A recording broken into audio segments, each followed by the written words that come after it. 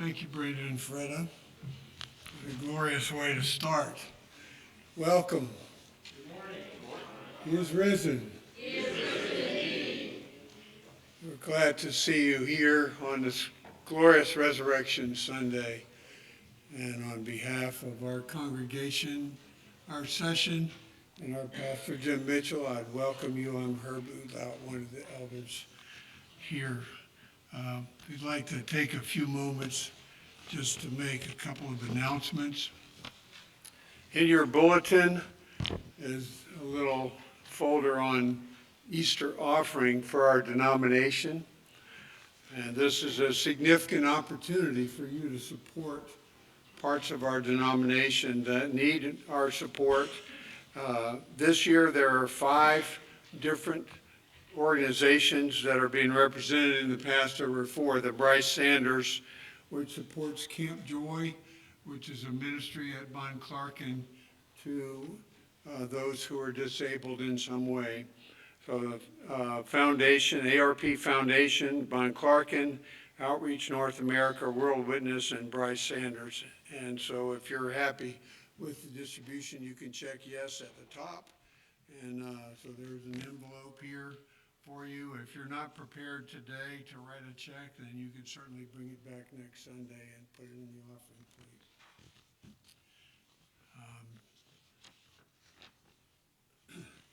We will have the women's ministry, the women's Bible study will be tomorrow. And then Bereans on Wednesday.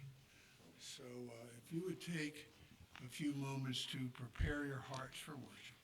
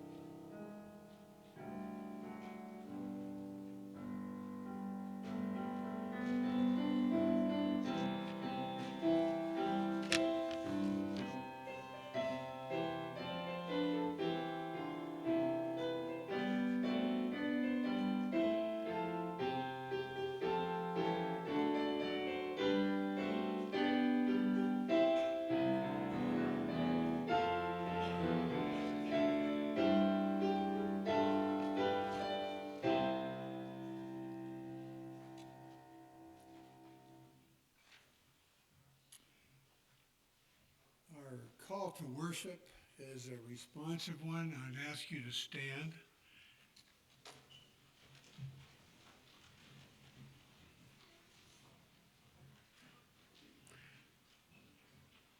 Shout for joy to God, all the earth. Sing the glory of his name. Give to him glorious praise. Alleluia, Christ is risen. The Lord is risen indeed. Alleluia. Well, let's sing together, Christ the Lord is risen today, Trinity hymnal number 277.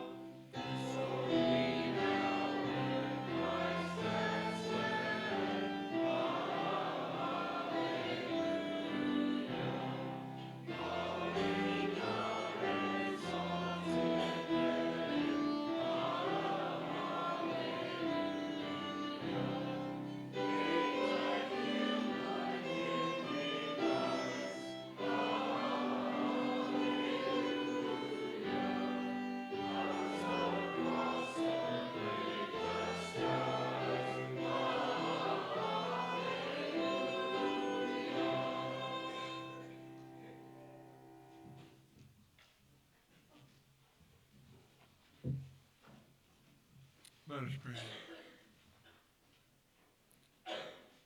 God our Father, Jesus Christ, our Lord and Savior, Holy Spirit, the one who has changed our hearts from stone to flesh, we pray that you would be with us in your triunity today. Lift up our hearts. Lord, we repeat with Scripture, O grave, where is your sting? O grave, where is your victory? Death has been conquered because Jesus has been risen from the dead, and we celebrate you today, Lord Jesus.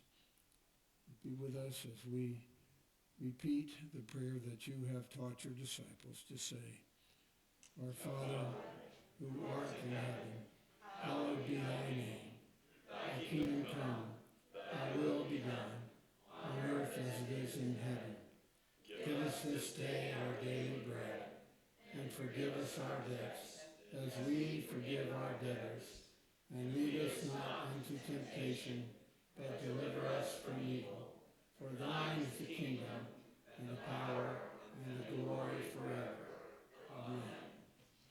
Please be seated.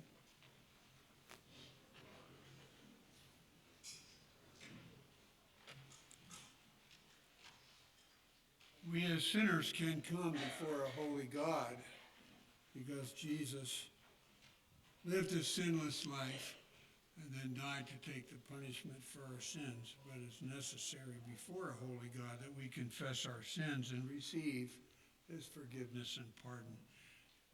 So let's confess our sin together from your bulletin. Gracious Father, you sent your Son to die and rise to new life in order that death might be brought to an end and that we might live a new life in him. Yet we confess that we too often have chosen to remain captive to doubt and fear and ways that lead to death. By our thoughts, words, and actions, we have scorned your love, diminished the lives of others, and defaced your image in us.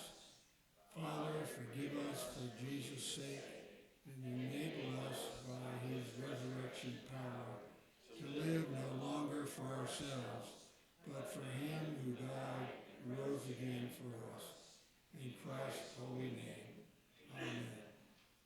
Please take a few moments to silently confess your sins to God.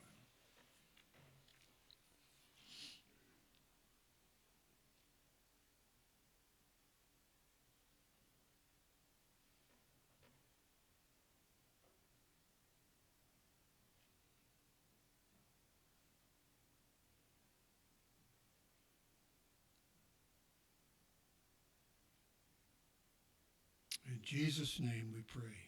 Amen. God has graciously given us his pardon. Now I'll read this pardon from Revelation. Grace to you and peace from him who is and who was and who is to come, and from the seven spirits who are before his throne, and from Jesus Christ, the faithful witness, the firstborn of the dead, and the ruler of kings on earth, to him who loves us and has freed us from our sins by his blood and made us a kingdom, priest to his God and Father. To him be glory and dominion forever and ever. Amen. Now let's stand for our confession of faith from the Westminster Larger Catechism, question 52. I'll read the question and we will all read the answer. How was Christ exalted in his resurrection? Christ was exalted in his resurrection in that, not having seen corruption and death, of which it was not possible for him to be held, and having the very same body in which he suffered, with the essential properties thereof, but without mortality and other common infirmities belonging to this life, really united to his soul, he rose again from the dead the third day by his own power, whereby he declared himself to be the Son of God, to have satisfied divine justice, to have vanquished death, and him that had the power of it, and to be Lord of quick and dead, all which he did as a public person, the head of his church, for their justification, quickening in grace, support against enemies, and to assure them of their resurrection from the dead at that last day. Please be seated. And any children come forward for the children's sermon.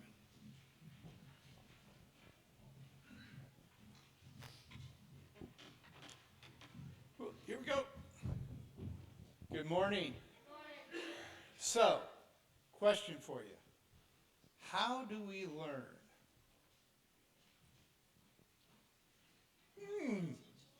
By somebody teaching us, right? Yeah.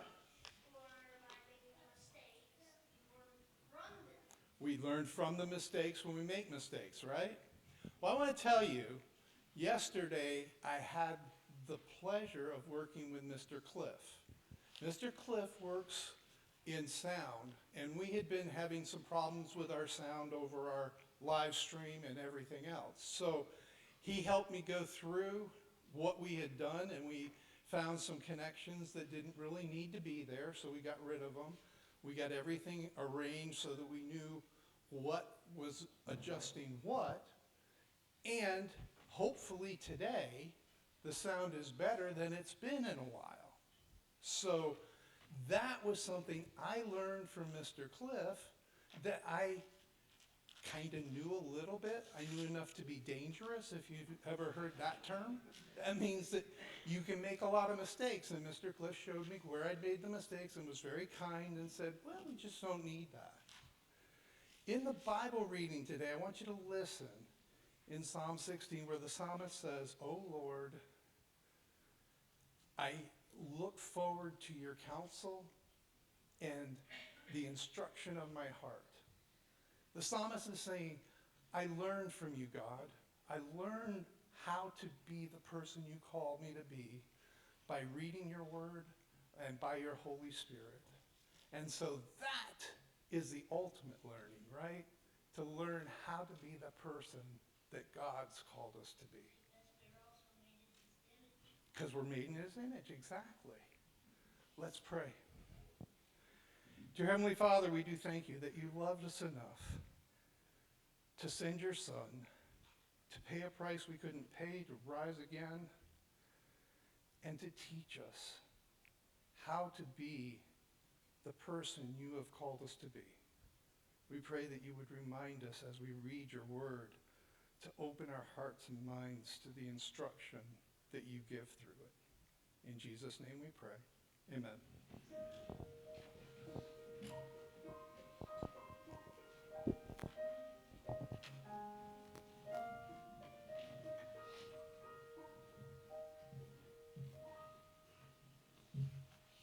Thank you, Joel.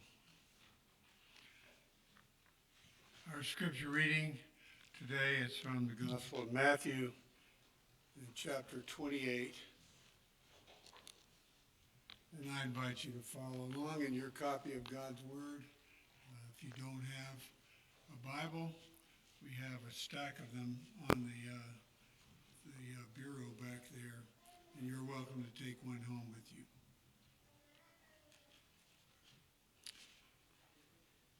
Matthew chapter 28.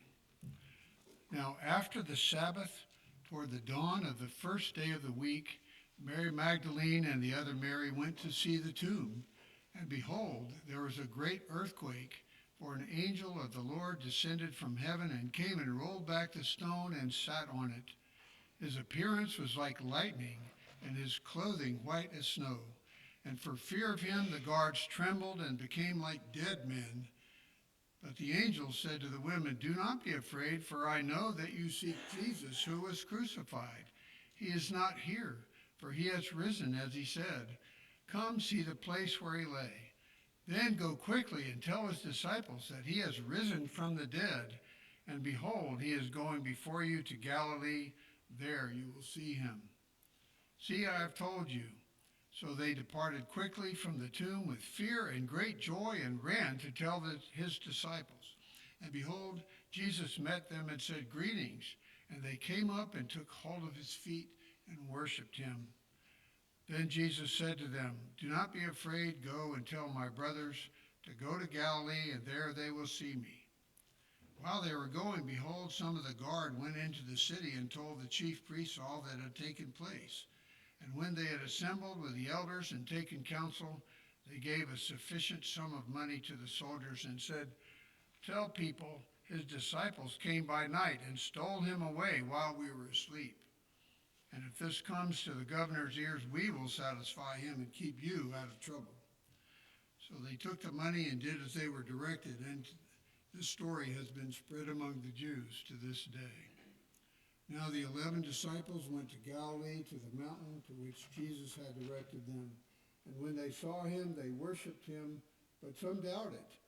And Jesus came and said to them, "All authority in heaven and on earth has been given to me. Go therefore and make disciples of all nations, baptizing them in the name of the Father and of the Son and of the Holy Spirit, teaching them to observe all that I have commanded you. And behold, I am with you always to the end of the age." Amen.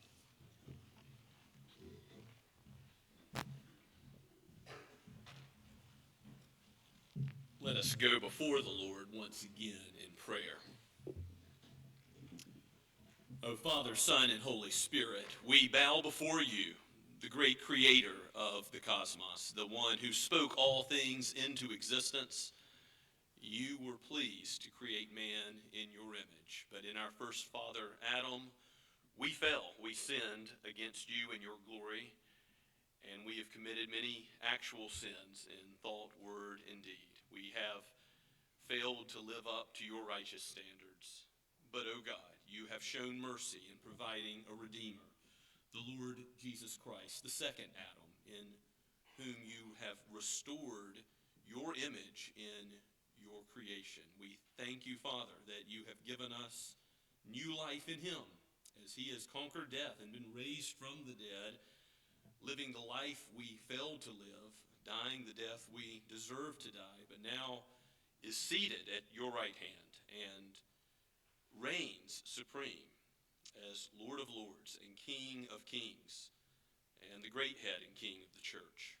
How we thank you that you have called us today to be in your presence. What an awesome opportunity it is to come before the God of the universe. So, Lord, give us a sense of appreciation to ascribe to you the glory due your name, to humble ourselves and repent in dust and ashes for our sin, but to also joy in you for the restoration you have given us in your Son, for the Holy Spirit, which you have so freely given to all your people, that we would be taught and instructed by your word and sanctified in the truth. Lord, if there are any that have not trusted in Christ yet for everlasting life, you would work today by your Spirit to give the new birth, to regenerate hearts, and, Father, work in the lives of your people. Father, we believe. Help our unbelief. O Spirit of God, teach us by your word more than we know. Help us to grow in the grace and knowledge of you, O Lord Jesus Christ. Let us not leave as we have entered, but help us to fight the good fight of faith by your mighty power, by your right hand, that we would be brought along and ultimately led home. Lord, we know that you are preparing a place for us.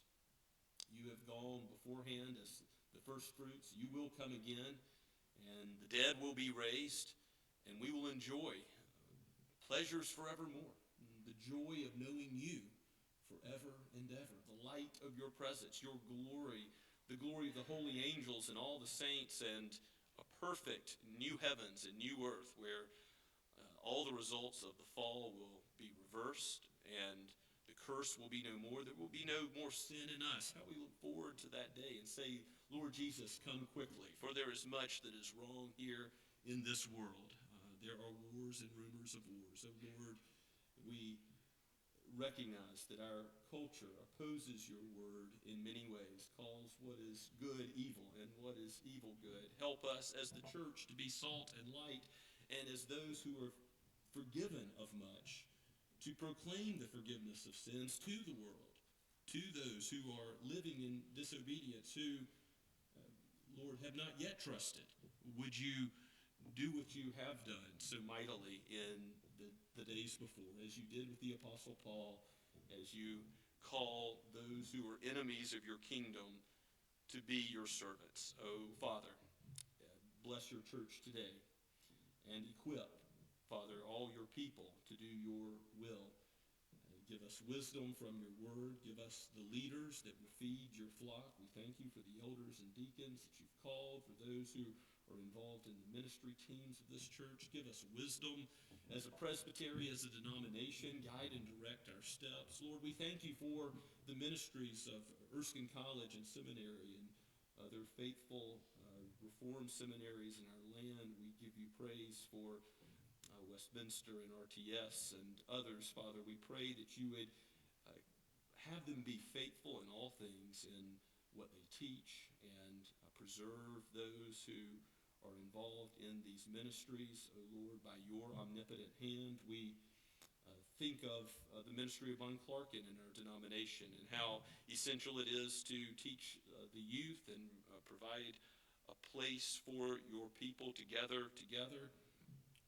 We pray that you would bless your word as it was sown recently in the middle school and high school retreats, and continue to bear much fruit. Guide those who will teach in the camps and conferences of the summer.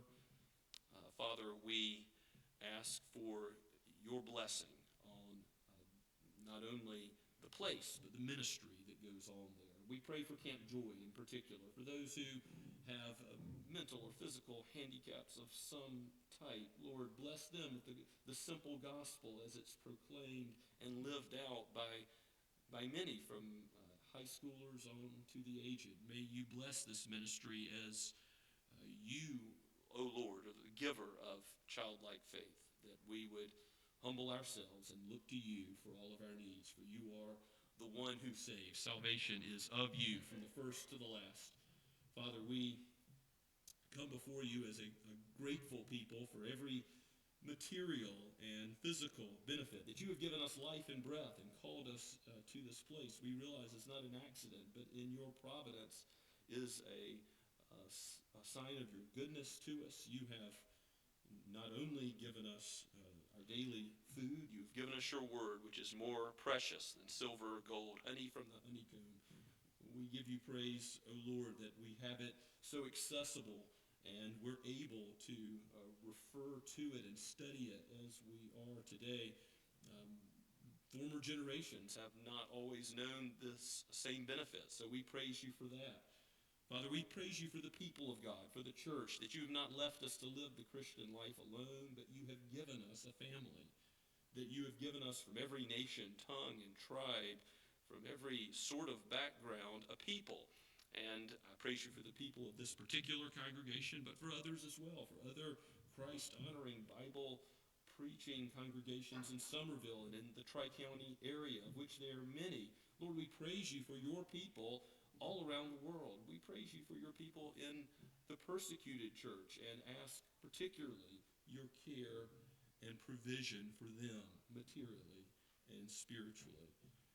We pray, Father, that you would aid us as we seek to plant more churches in the Low Country. We pray for other denominations, particularly other reform bodies such as the PCA and OPC that are nearby, and yet we know there are many souls here. We pray for opportunities to plant more ARP churches in the Low Country, and we pray for your wisdom and guidance in that. We pray for Shem Creek and Reverend Ben Carver and his wife, Father, for the elders, the congregation there. Bless them as they meet today and worship you. We pray, Father, that you would guide and direct us as a people to raise up leaders who will be chaplains and pastors and missionaries in the days to come. We thank you for those in this congregation that have an interest or are considering your gifting in that way. For our former interns, Don Walker and Dallas Kristoff, we lift them up and their families. So, Lord, we ask that you would give them wisdom and perseverance in their studies and protection by your grace from the evil one. We pray that you would cause them to preach your gospel boldly, to guard the deposit entrusted to them. Father, we thank you for those who are considering a second career, those teenagers considering going into the ministry. Lord, we pray that you would be the one who issues the call and then equips and then provides for your church. Oh, feed your flock. Oh, Lord, you would not give stones, but bread. Bread indeed, the Lord Jesus Christ, the bread of life, the one who is the resurrection and the life, the one who is the way, the truth, and the life. Oh, Lord Jesus, shepherd your sheep. You are the great shepherd. Help us in our time of need. For those who are suffering today, for those who are undergoing constant pain, for those who are being treated for serious illness, for those that have needs that are known only to you. Father, for those who mourn, for those who need the comfort and peace of your gospel, bless now, we pray. Father, give comfort in the truth of the risen Lord, in the truth of the ever-present Holy Spirit. Where we are gathered, be present with us to bless. We ask in the name of our Lord and our Savior, the Holy One, Christ himself. Amen. As we continue to worship this morning, let us sing once again the praise of the Lord from the blue book, the thin blue book, See What a Morning, number 11. Let's stand as we sing.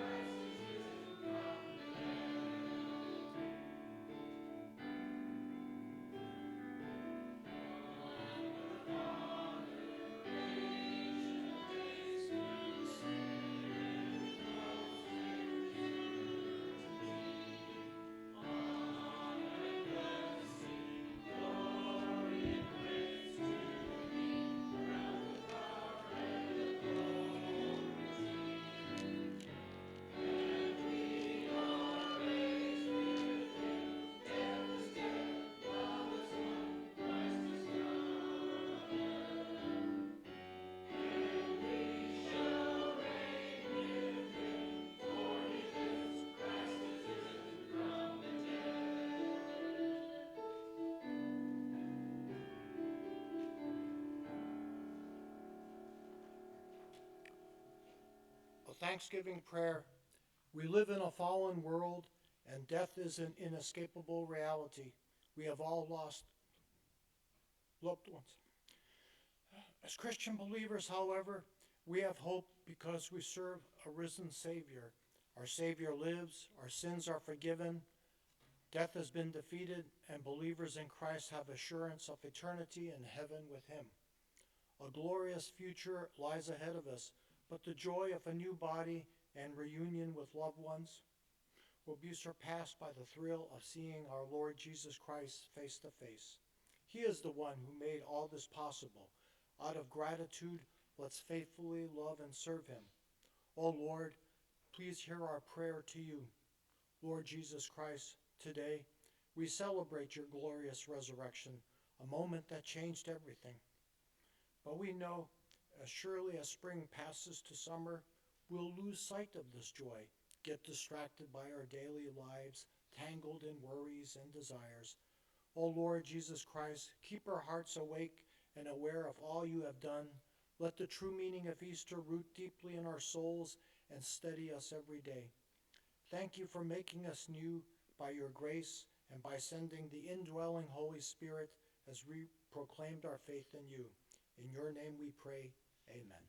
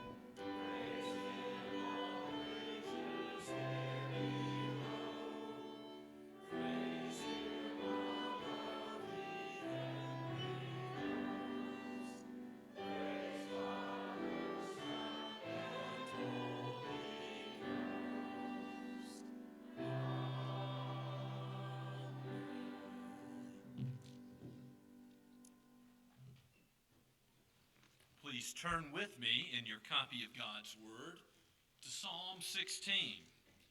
Psalm 16 is one of the explicitly messianic psalms of the Psalter, of course, on the road to Emmaus in Luke 24, another chapter you may consider reading today about the resurrection of Christ and his appearance on the road to Emmaus. He says that all of the scriptures, Moses and the prophets, the law, the Psalms, and the prophets, all the Old Testament is ultimately about him. So it's the key to understanding the entire Psalter. But Psalm 16 is quoted in the New Testament, in the book of Acts, more than once as being about the resurrection of Jesus. So we will get there. That's where we're headed. But to understand Psalm 16, you first have to understand it as a Psalm of David in its historical context. It is a cry for help, a psalm where David has a great need and he cries to the Lord, and then God answers that need with truth, and ultimately David rests in confidence and security because of the gospel, because of ultimately the resurrected Christ, the victor over death.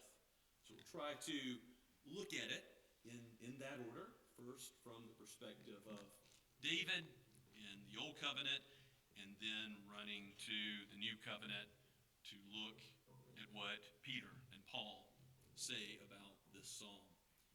So this is God's Word, Psalm 16, penned by the shepherd King David and breathed out by the Holy Spirit for every one of us today. a miktam of David. Preserve me, O God, for in you I take refuge. I say to the Lord, you are my Lord. I have no good apart from you. As for the saints in the land, they are the excellent ones in whom is all my delight. The sorrows of those who run after another God shall multiply. Their drink offerings of blood I will not pour out, or take their names on my lips. The Lord is my chosen portion and my cup. You hold my lot.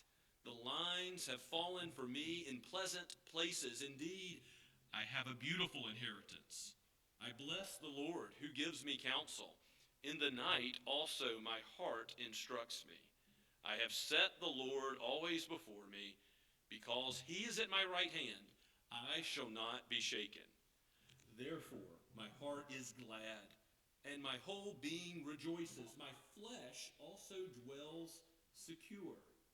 For you will not abandon my soul to Sheol, or let your Holy One see corruption. You make known to me the path of life. In your presence there is fullness of joy. At your right hand are pleasures forevermore. Let us pray together.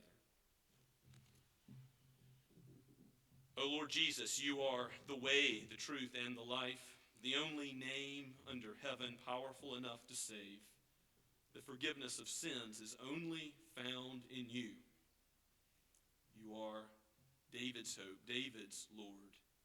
And if we are to rejoice in your presence forever and ever, you must be our Lord as well. Help us to understand your saving work and your sovereign rule better through this song, through this prayer that we are studying this morning. O Lord, help us by your Holy Spirit to comprehend these words aright and to be changed by them. For we pray in your holy name. Amen. David wrote in a dire situation. We don't know exactly what it was, but he cries out, "Preserve me," in the very first verse. And as the psalm progresses, we see what he needs to be preserved from, and ultimately it is that last enemy, death. It is what Jesus came to conquer. When you read the resurrection chapter of 1 Corinthians 15, you see ultimately how, thanks be to God, we have the victory over death, its sting, in Christ. The resurrection of Jesus is the ultimate solution to death. But before we go too quickly to run to Christ and to see the answer, again, let's look at the historical context and consider this from the human king, David, and his point of view. He cries out to God, "Preserve me, O God, for in you I take refuge." What can man do to me if you take refuge in the Lord? As Psalm 118 last week said, as you might also think of Psalm 46, Luther's famous psalm that he based the hymn Rock of Ages on. The shelter of the Most High is so protecting that even if the earth would give way and the mountains fall into the heart of the sea, you have nothing to fear if you have taken refuge in the Lord. Or as the Lord Jesus says in the Sermon on the Mount, if you build on the solid rock, yes, all other ground is sinking sand, but if you build on Christ, when the rains come, when the winds blow, you have nothing to fear. Refuge in the Lord, as David cries out, is the ultimate solution. So he cries out with a great need, but he's going to end in confidence. "Preserve me, O God, for in you I take refuge." And by the way, this is a miktam of David. Scholars debate what that is. We don't really know what a miktam is. There's more of them from Psalms 56 to 60, and this one is separated out. This is clearly a cry of David that ends in confidence, and there's some similarities in those psalms, but we'll leave that for another day. David says in verse 2, that he speaks to the Lord this way. And again, every psalm is both a prayer and a way to praise the Lord in song. So a song, that's why I've called this a resurrection song, because we know from the New Testament it clearly is explicitly about the resurrected Lord. It's a song, but it's also a prayer. So David is praying to the Lord, preserve me. You are my Lord. I have no good apart from you. As Jesus spoke to the rich young ruler, he tells him there is no one good but God. Of course, God is the source of all good. He is good and he does good. He's the very definition of good. His character is good and everything he does is good. No human beings like that. To go to God's presence in worship or prayer or in the next life, you too must be good, as holy, as pure as God is good. And the only one who can ascend to that hill, the only one who has a clean heart, who has a pure heart and clean hands is the Lord Jesus himself. He is the only way to access the path of life. And that is where David's going. He understands that he has a great need that he himself cannot fulfill, because even great leaders in God's kingdom, such as King David, have great failings. David committed adultery and murder and many failings, many other sins. He knows that the meditations of his heart are often straying like a lost sheep, and that he needs the redemption that only the Lord can provide as well. So you are my Lord is a statement that Yahweh is his master, the one who rules over him. And then you also see at the beginning of verse 2, he says to the Lord, capital L-O-R-D, and you know what that means if you've been around Scots Kirk for long. That is Yahweh, the proper name of God revealed at the burning bush to Moses, which emphasizes his being, that he always was and is to come, that he is God and we are not. And of course that shows that he is strong and he is able to save. He is the covenant-keeping God. Though David breaks the covenant by his sin, God is the one who provides the Savior who keeps the covenant. And ultimately, when you read in 2 Samuel 7 about God's covenant with David, which Nathan the prophet proclaims to him, in verse 12 of 2 Samuel 7, God says to David, you will die. You will go and join your fathers in the grave. And see, that's going to come up in this psalm. But he goes on to promise that David will be given a son who will rule on the throne forever and ever. There will be an eternal kingdom. And as we go through this psalm, we'll see that, yes, in the Old Testament, there is less clear understanding about the next life and everlasting life, eternal life. But it's not as if there is no understanding. Yes, it's progressively revealed. There's more information given to us in the New Testament. But in the Old Testament, there is a clear indication that David understood that God was going to provide something not only in this life, but something beyond the grave that goes on forever. Just as in the 23rd Psalm, we know that David proclaims that he will dwell in the house of the Lord how long? Forever and ever. And in Psalm 121, that God will watch over the psalmist coming and going how long? Forever. That there is a knowledge of God's redemption, and yet, of course, the Bible does progressively give more information about that subject, just as it does the Trinity and other matters. So, don't think that David has no comprehension of what he's saying, and yet he certainly understood some aspects of how this relates to the coming Messiah.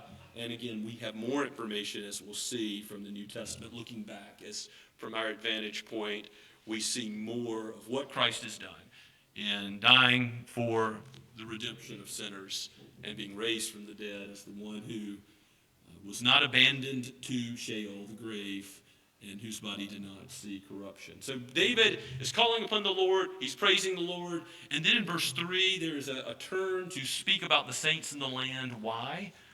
The holy ones, that is God's people, Well, that's how David praises God for his goodness. He's spoken about the goodness of God, and now what is one way God has shown his goodness? That we are gathered together. And you might say, I know Christians, and I would rather hang out with unbelievers. Well, if you know Christians who are really zealous for the Lord, if you see the joy that they have, if you see the unshakable peace that they have, if you see that properly, you'll appreciate it for what it is, that it's not something that will end in this life. It's not something that any unbeliever who runs after a temporary fleeting pleasure can ultimately, that can't compete. And so that's what David is saying. The saints in the land, they are the excellent ones in whom is all my delight. Now obviously his delight is in the Lord who's good, but it is the Lord at work in his church. Christ is building his church. It is the recognition that God is in the means of his people blessing David, that he sees the goodness of God in those that are called by him, his elect, his people. Praise God for his people. Don't think that just because the church has flaws, just because the church is full of people like David that stumble and fall and sin and fall short of God's glory, that God doesn't bless the church. These are the ones, the excellent ones, from every nation, tongue, and tribe, from every human background, that are brought together by the gospel. Walls are broken down, as the Apostle Paul says, between Jew and Gentile. And we will be forever together in the new heavens and the new earth, praising the Lord with the holy ones, his angels, and in the presence of God himself. We have something that binds us together that is beyond any other earthly bond. Praise the Lord for that. Don't, in criticism of other Christians, forget that ultimately these are the ones, yes, a peculiar people that God has bound together in the cross of the Lord Jesus, and yes, in his resurrected life as well. Now, verse 4 contrasts with verse 3, those saints who were excellent and taught holiness by the goodness of God. The sorrows of those who do run after the fleeting things of this world that moth and rust destroy, that thieves break in and steal, temporary things. The sorrows of those who run after any other god, they will ultimately multiply. The sorrows of those who reject the salvation of God, they will be dominated by death. There will be a second death, as the book of Revelation calls it, for Satan and his kingdom. All those who have not been forgiven their sins in the one provided by God, his only Son, to pay that penalty, to atone for sins. And you can think about this in connection with 1 Kings chapter 18, and mocking the prophets of Baal. Elijah sees them cutting themselves, trying to get their God's attention by drawing blood. Their drink offerings of blood I will not pour out, David says, or take their names on my lips. David is saying not that he won't say the name of some false god. That's not the idea. But it's he won't call on them in worship. Israel was constantly tempted with calling on other gods around them, or syncretism, mixing the worship of false gods with the worship of the true God. And David's saying, no, I'm not going to do that. I'm not going to do that by God's power, because if I do that, I won't be taking refuge in the Most High. My sorrows will be multiplied. If I know the Lord, if I am preserved by him, I will have delight in him that will go on forever. But this is not the way of delight. This is the way of death. This is the way of folly and ultimately the grave. Think of Proverbs 9, the way of wisdom versus folly. Folly ends up in Sheol, the grave. In verse 5, David says, Yahweh, the Lord, is my chosen portion, my cup. Again, how does he choose? Because the Lord chose him. How does he receive a cup overflowing with God's goodness? Because God is gracious to give this beautiful inheritance. He says, you hold my lot. Remember the casting of lots in the Old Testament? The lines have fallen for me in pleasant places. Thinking about the lines in terms of boundary lines, border lines. God gives ultimately land, rest, Canaan, Israel, but ultimately the new heavens, the new earth, the new Jerusalem that we see in Revelation 21 and 22. This is the meek inheriting the whole earth, the whole world that God has made in David's ultimate view as the Spirit has inspired this scripture for us. We see that. The lines have fallen for me in pleasant places. We have a beautiful inheritance. We have something to rejoice over as Christians. Everything that sin has messed up, God will reverse in the second Adam, the Lord Jesus. And every tear will be wiped away. War will be no more. There will be the blessing of God's presence. And that's where David's going. He's going to the presence of God as the solution for his cry for preservation, even preservation from death. But before he gets there in verse 7, he asks the Lord to bless him in a specific way by his word. The presence of the Lord to bless by his counsel. I bless the Lord who gives me counsel, and in the night also my heart instructs me. How does David's heart instruct him? Because God has instructed his heart by his word. Think of Psalm 119 or 19 as we read in Sunday school this morning. The word of God is what gives direction to our thoughts and words and actions and changes us to be more and more like him, which blesses us because he's the creator and knows what we need. So David is saying this is a particular goodness of God. Like his saints, his word is a reason to praise him and to have confidence in him. And he says in verse 8, I have set the Lord, Yahweh, always before me. Because he is at my right hand, I shall not be shaken. What can man do to me? Even if they kill me. If someone believes in Christ, though he dies, yet will he live. Christ has prepared a place for us. We will dwell in the house of the Lord forever. There is no way we could ultimately be shaken. As Romans 8 proclaims, we are secure in the Lord. So David has that security, even in his Old Testament context, as the king of Israel. But now in the most explicitly messianic verses 9 through 11, let's look at what David says about his flesh, about his body.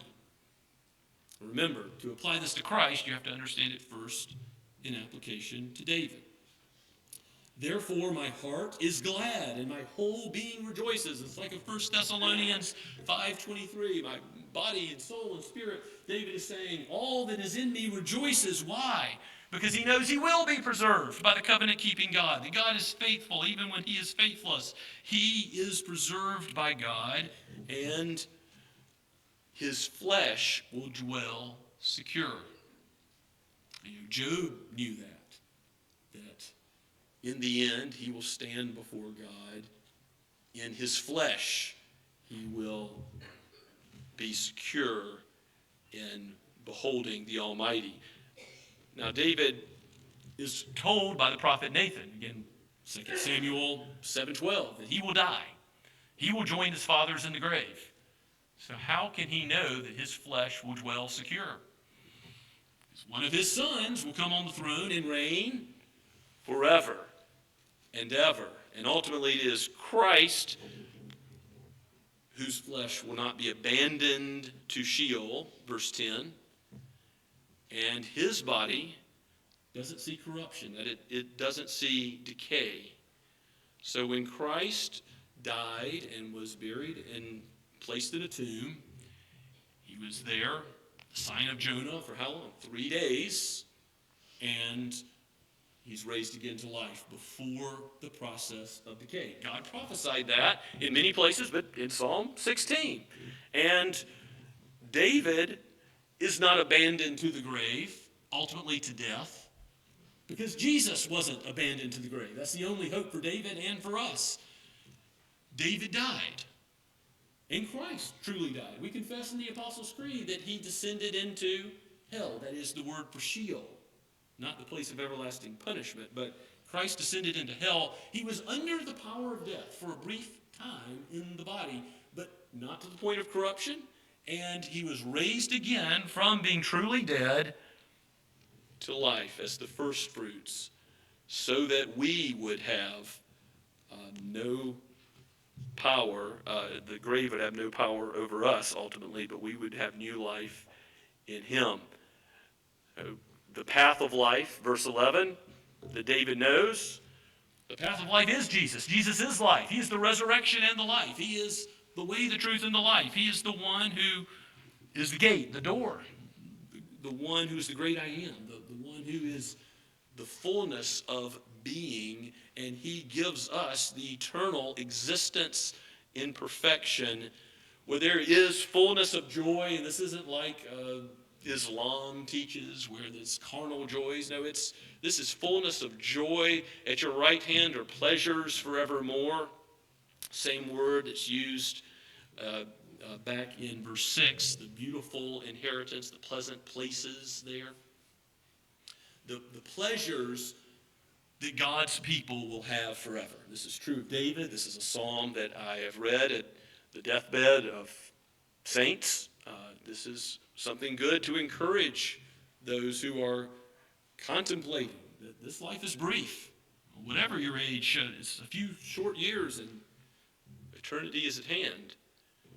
Fullness of joy, pleasures forevermore. It's not found in this life. Heaven isn't found in this life, though the ungodly seek it, and then their sorrows are multiplied. But the fullness of joy is found. Yes, the streets will be made of gold. It will be lovely in every way to have a new heavens and new earth without any glimpse of sin in it. There will be no more sun. The light of God will be how we see his presence. It's God's presence that will be our chief joy. And yes, the saints, the angels, there will be fullness of pleasures. There will be nothing in that future life that will leave us lacking or unhappy in any way. We shall not want. We shall not lack any good thing according to our shepherd. And so now, in light of that, turn with me to the book of Acts and see what Peter has to say about this psalm. Or you can look at the preparation for worship verses, if you like. There's some of Acts chapter 2 right there. But Acts chapter 2, and then we'll go to Acts chapter 15, and look at how the New Testament explicitly relates this to Christ. Now, David is saying God has preserved him from death because he is confident that he will, in the Messiah to come, have an everlasting existence with the Lord that goes on forever. And it's that preservation that Jesus, as the one who the Psalms are about, and the one who prays and sings the Psalms, Jesus also proclaims this truth. So this is Peter preaching in Acts chapter 2. And we can pick up in verse 22. He says, "Men of Israel, hear these words. Jesus of Nazareth, a man attested to you by God with mighty works and wonders and signs that God did through him in your midst. As you yourselves know, this Jesus delivered up according to the definite plan and foreknowledge of God, you crucified and killed by the hands of lawless men. God raised him up, loosing the pangs of death, because it was not possible for him to be held by it." And then he gives as a proof of that statement, Psalm 16. "For David said concerning him, I saw the Lord always before me, for he is at my right hand, that I may not be shaken. Therefore my heart was glad, and my tongue rejoiced. My flesh will also dwell in hope. For you will not abandon my soul to Hades, or let your Holy One see corruption." So Jesus said, I'm going to the grave, but I'm not going to be held by it. I'm not going to be abandoned to it. Jesus said, it won't be possible for me to be held in death, because Jesus knew the faithfulness of the Father, the faithfulness of the Spirit, by the power of the Father, the Son, and the Spirit together, death is conquered, and Jesus is raised to life. And then David, the psalm is completed in its quotation, verse 28. You have made known to me the paths of life. You will make me full of gladness with your presence. As Jesus takes those words on his lips, he is glad in the Father and the Spirit, ultimately the triune God accomplishing salvation through his death and resurrection.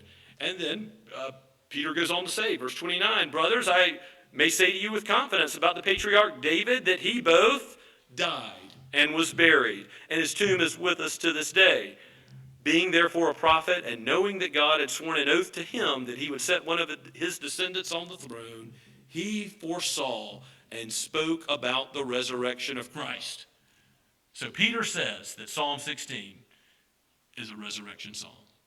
That David foresaw, so that's showing some intention on David's part, the human author, and obviously the Holy Spirit can go beyond David's own knowledge, but David himself foresaw and spoke about the resurrection of the Christ, the Messiah, that he was not abandoned to Hades, the grave, nor did his flesh see corruption. This Jesus God raised up. And of that we are all witnesses. Therefore, we are exalted. Therefore, being exalted at the right hand of God, and having received from him, from the Father, the promise of the Holy Spirit. Remember, this is on the day of Pentecost in Acts 2. He has poured out this that you yourselves are seeing and hearing. And Peter goes on. I want to show you also from Acts 13, Paul. Paul is preaching in Antioch. And you can go down to verse 28 as he speaks of Christ. It's not just Peter that sees Psalm 16 as very important as a resurrection song. It's Paul also. In verse 28, Acts 13, he says, and though they found in him, that is Jesus, no guilt worthy of death, they asked Pilate to have him executed. And when they had carried out all that was written of him, they took him down from the tree and laid him in a tomb.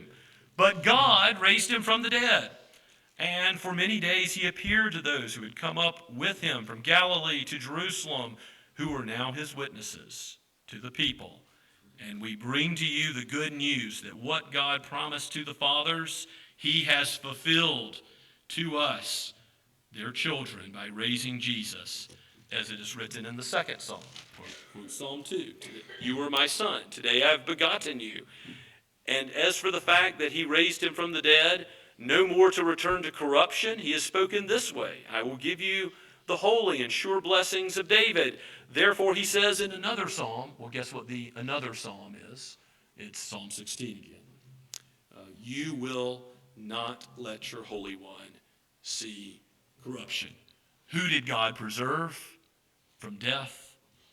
Jesus. Jesus didn't see corruption to fulfill the faithfulness of the triune God to his covenant promises. And to David, in verse 36, for David, after he had served the purpose of God in his own generation, fell asleep, that is, he died, and was laid with his fathers, and he saw corruption. So ultimately, verse 10 about not seeing corruption, that couldn't be about David ultimately. David knew it was about the Messiah. But he whom God raised up did not see corruption. And Christ is alive today. He is seated at God's right hand. He is building his church. He is active by the Holy Spirit in you, encouraging you in the good news. This is the forgiveness of sins that is proclaimed. If Christ is not raised, we have no hope. In 1 Corinthians 15. But Christ being raised, we know that his offering was acceptable, that the price is paid, the debt is relieved from us, it was placed on him, and he has conquered death. The forgiveness of sins, Acts 13:38, let it be known to you, therefore, brothers, that through this man, through Jesus, forgiveness of sins is proclaimed to you. If you have not yet believed on Christ, come today and trust in the living, resurrected Lord, the only one who is good, the only one who can free you from the burden of sin. Trust in him and no everlasting life, no everlasting joy. And if you are his child, then recall that joy that you have in him. And yes, in this life, you may say, I believe, help my unbelief. You may forget. You may need restoration, like Peter did. You may need to be reminded that God forgives as he forgave David of great sin. And yet, God will lead you all the way home. The cup overflowing in his house that you will, the blessings you will partake of forevermore are yours in Christ, the victor over death. And now as we come to the table, let us prepare our hearts as we pray and thank God for this psalm. Let's pray together. We praise you, O Lord, that you saw fit to prophesy through David that Christ would win and death would not have the last word. Help us. We see that we live and we die in a short period of time. And Lord, you teach us by your word more than our eyes can behold. Give us the eyes of faith. Be merciful to those who doubt. Lord, in your goodness, save your people from their sins. And bless us with holiness and joy. Bless us with rejoicing in what your Son has done. We pray in Christ's name. Amen. And in your bulletin there is a hymn to follow the preaching of the word and prepare us for the table. Up from the grave he arose. We will split that first two verses before communion, and then we'll sing the final verse after the Lord's table. So let's stand and sing now. Up from the grave he arose, number 276, verses 1 and 2.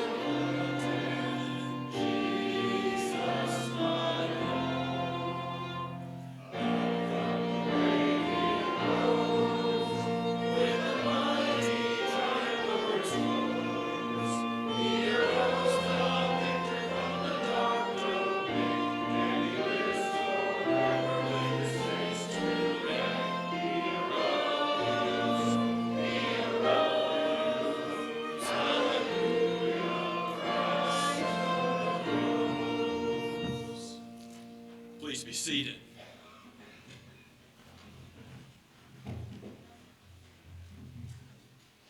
As we come to the Lord's table this morning, I remind you all, as I often do, that this is the table of the Lord. It is not the table of Scots Kirk or the Associate Reformed Presbyterian Church as a denomination.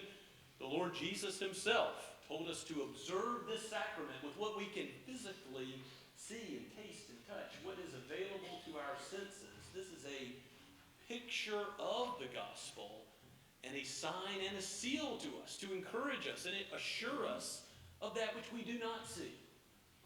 Blessed are those who believe but have not put their hands in the nail marks in Christ's hands and his side. Jesus told Thomas, And so it is that the Lord's Supper is a sign to us of the gospel that was just preached, of the forgiveness of sins, of an invisible spiritual reality that has everlasting consequences for God's people. Praise his name for his goodness there. Now, we do want you to come to the table if you believe in Christ and you have professed that faith, been baptized, and are a member of a Bible-believing church. If you've not yet made that profession before men, do not yet come. If your child has not professed faith, even if they've grown up knowing the truth of the gospel in the church, wait until that time in which they can discern the body, they can understand what the Lord's table is all about before they partake. But explain it to them. Talk to them about it. If you're under discipline of the church, if you're not a member of a church, don't partake now. Paul warns that those who do so eat and drink judgment on themselves.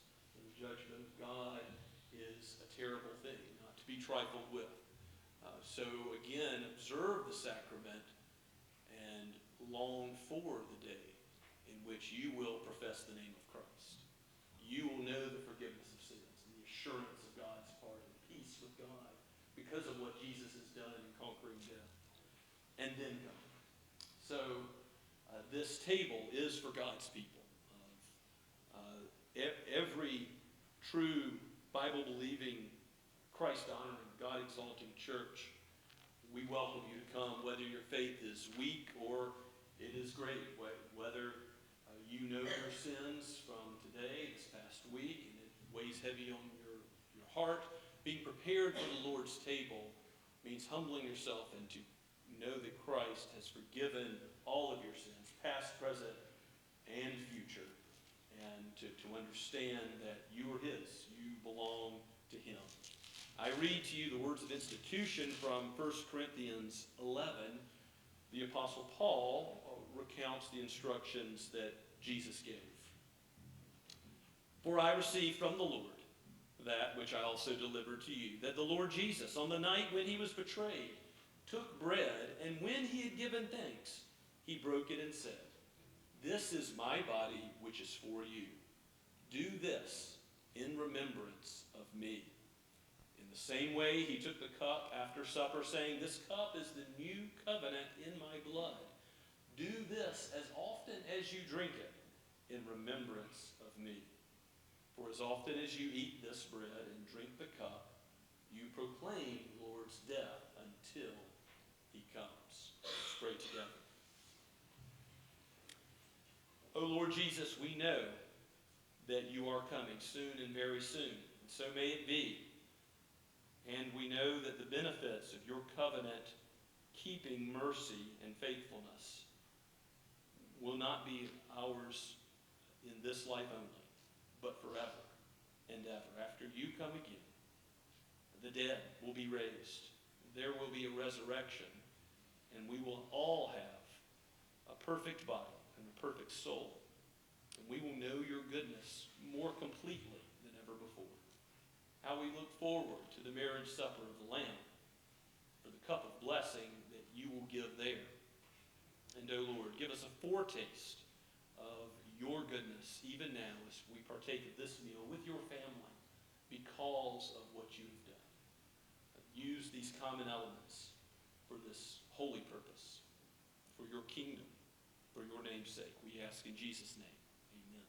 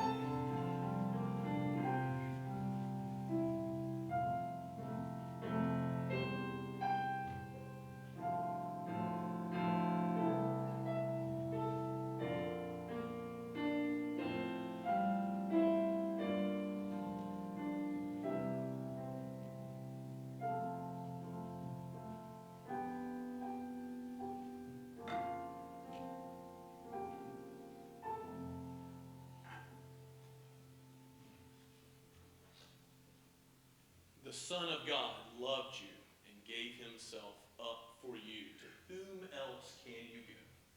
He alone has the words of eternal life. Eat and be thankful.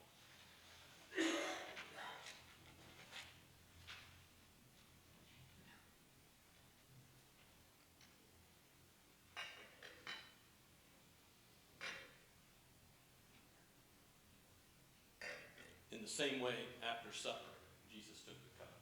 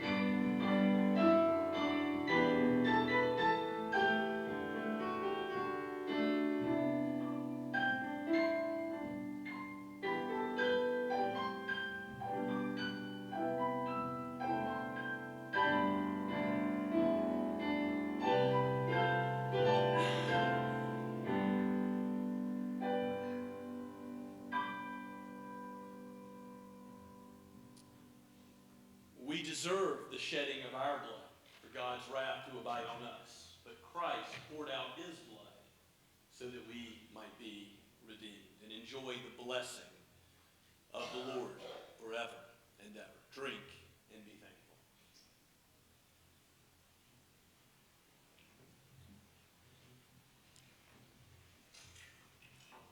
Let us pray together. Father, Son, and Holy Spirit, thank you for this meal with your family, with brothers and sisters, mothers and fathers, sons and daughters in the faith that you have called us to union with. In you. In you is every spiritual blessing, O Lord Christ. And you have blessed us indeed. You have blessed us with yourself, with your presence, now and forevermore. As we worship you and as we depart, aid us by your Spirit that we would have peace and comfort in this gospel, knowing the forgiveness of sins. We pray in Jesus' holy name. Amen. And now let us stand and sing the final verse of Up From the Grave He Arose.